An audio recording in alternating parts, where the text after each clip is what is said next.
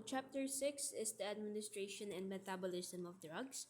Pag sinabi nating administer, it is an act of introducing any dangerous drugs to the body of any person with or without his knowledge by means of injection, inhalation, ingestion, and other means, or committing an act indispensable and assistance to a person administering a dangerous drugs to himself or herself unless administered by licensed practitioner for purposes of medication. So, administer is yung pag-introduce ng drugs sa body natin. Paano pinapasok yung drug sa body? So, meron tayong by means of inhalation, ingestion, and other means. So, meron pa rin dito tayo. We have the oral ingestion. Pag sinabi nating oral ingestion, it is taken by mouth. So, ininom mo. Halimbawa, yung mga biogesic, diba, Nusep. Paano natin siya iniinom? By means of capsule or tablets. Kasi inumin natin siya, that will pass through our stomach hanggang makarating siya sa bloodstream natin. Next is inhalation. So, pag in-inhale natin, of course, dadaan siya sa lungs natin.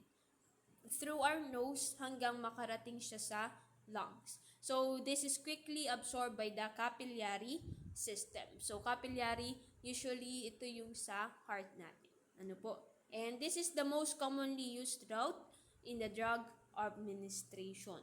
So, yan yung usual na ginagamit. Next is the injection by means of syringe. So, pag-inject, di ba? So, meron tayong iba't ibang ways of injection. Number 1 is the subcutaneous. This is only under the skin.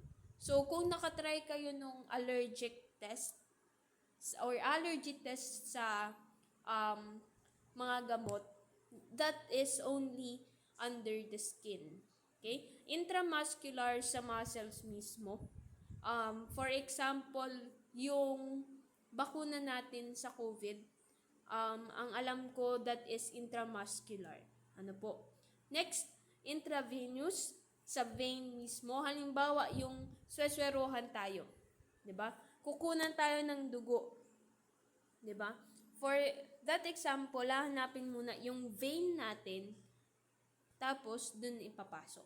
Sa drugs naman, hahanapin yung vein para diretso agad siya sa bloodstream natin.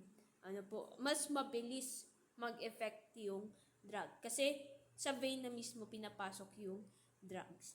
Next, snorting. This is also form of inhalation.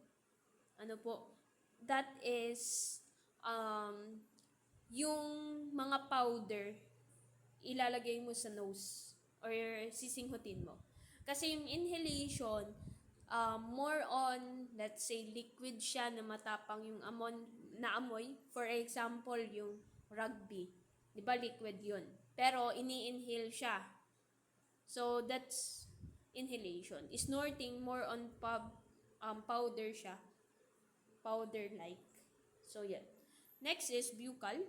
This is in buccal cavity just under the lips. So, kung may napapanood kayo, yung tinatry nilang i-ano sa gums, yung drug, para makita kung legit talagang drug yun. So, that is buccal. Okay? Next, the drug detection depends on its absorption, disposition, and elimination. And the common drugs that is tested here, the common specimens are blood, fingernails, and hair. So that is for the administration. That's for our chapter 6.